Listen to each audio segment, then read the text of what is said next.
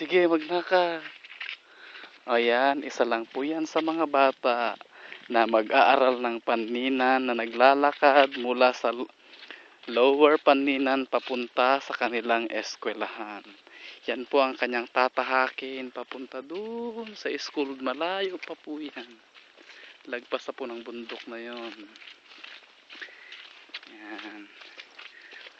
Hindi po siya nakapasok kaninang umaga, kaya po siya nakisabay sa akin ngayong tanghali para pumasok po ngayong hapon.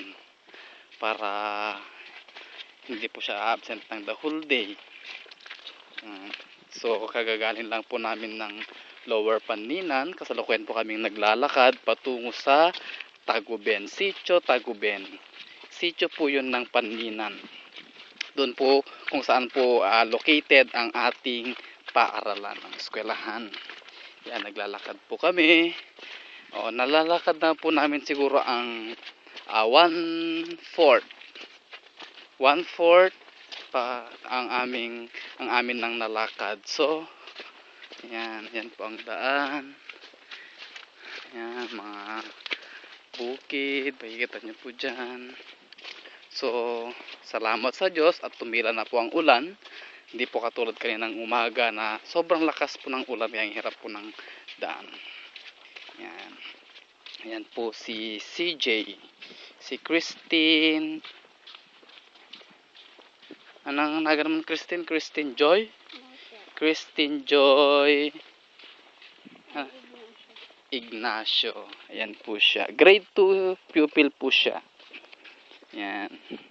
So gaya nga po ng nasabi ko, siya po ay lumiban kaya ng umaga dahil nga po sa gusto niyang pumasok ngayong hapon, kaya po siya nakisabay sa akin sa pag-uwi.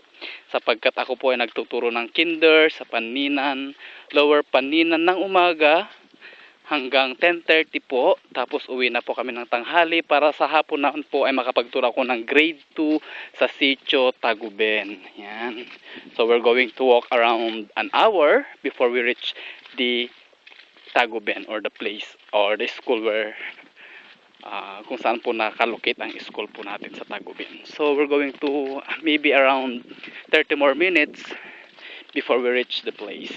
Yan po. Yan po ang dadaan namin. Yan po ang tinatawag nilang pasalog sa Ilocano. Ayan. So pababa po yan. Diretso po yan pababa. Kung papunta po, medyo nakakapagod kasi nga mataas.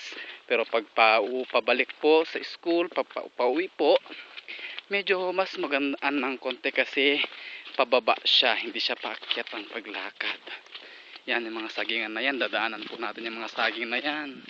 Diretso pa po yan hanggang doon sa dulo, sa kabila pa po yan ng mga burol-burol na maliliit na yan. Yan. Naku, malapit nang malobat ang aking cellphone. Yan. So, kaya ang tawag nila sa gurong nagtuturo ng lowers, my teacher, my hero. Kasi kahit umuulan, sinusulong ang ulan upang mararating lamang ang Lower Panninan para makapagturo sa mga bata sa mga kinder po. Yan. Mga kinder, dahil meron po tayong around 24 kinders sa Lower Panninan. Yan, ito medyo paakyat po ng konti, kaya medyo kapagod po ang tumakad. Ayan po si CJ. O kumaway kasi si CJ. Hi, come.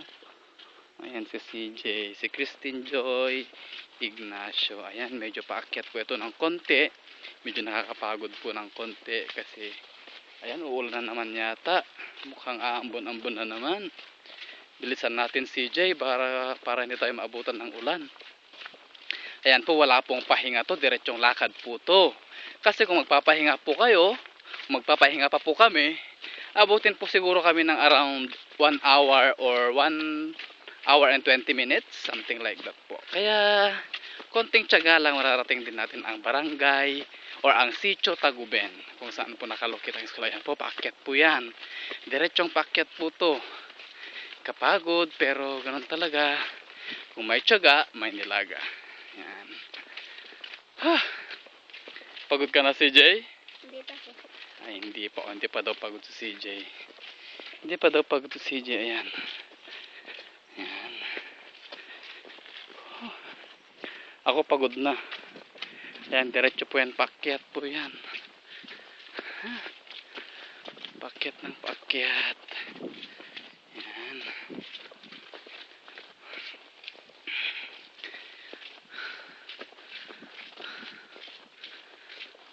Kapagod.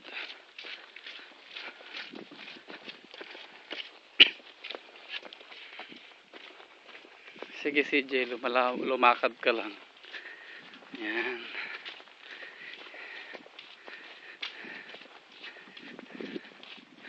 Ayan po si CJ. Naglalakad.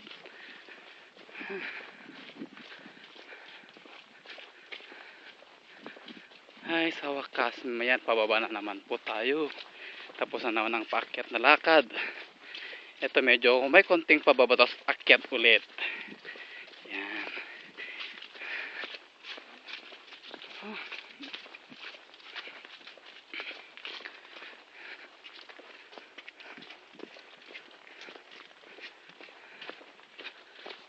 Yan. O, patayin ko muna kasi malolobat na para makuhanan ko mamaya doon sa bukid kung saan sila naglalakad. Okay.